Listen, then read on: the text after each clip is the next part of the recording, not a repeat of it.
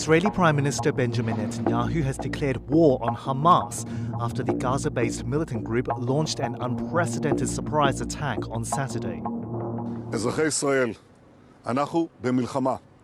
לא במבצע, לא בסבבים, במלחמה. הבוקר חמאס פתח במתקפת פתע רצחני נגד מדינת ישראל ונגד אזרחיה.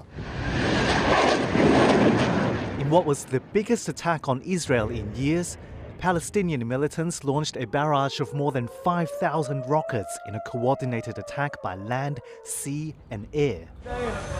The Hamas military commander called the assault Operation Al-Aqsa Flood and urged Palestinians everywhere to fight against Israeli occupation.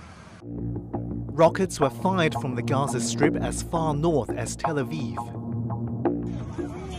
Gunmen also entered the country from the south in a stunning infiltration of Israel's defenses. Hamas said it had taken over several Israeli villages in the country's south. Gunfire could be heard echoing across the town of Sderot, which lies less than a mile from the Gaza Strip. Residents have been warned to stay inside while emergency responders activated amidst the fighting. במקביל הוריתי לבצע גיוס מילואים נרחב ולהשיב מלחמה שערה בעוצמה ובהיקף שהאויב לא הכיר. האויב ישלם מחיר שהוא לא ידע מותו. אני קורא בינתיים לכל אזרחי ישראל להישמע בקפדנות להנחיות הצבא, להנחיות פיקוד העורף. אנחנו במלחמה ואנחנו ננצח בה.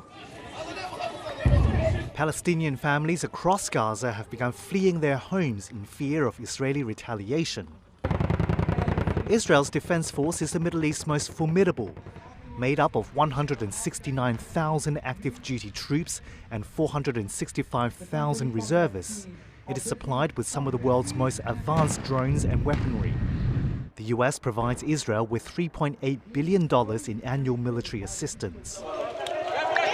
Saturday's attack holds deep significance for Israel, as the country has just marked 50 years after the Yom Kippur War.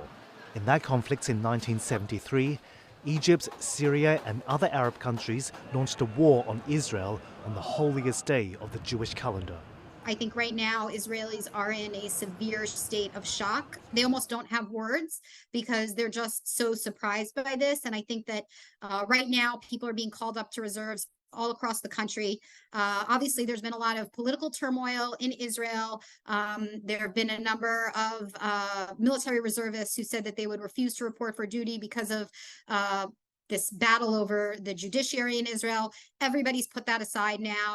There's a mass protest movement that has called off all the protests, and all the reservists who originally had said that they wanted people to refuse to report for duty are now urging everybody to report for duty. So I think the country right now is just going into fight mode, survival mode, like real survival mode.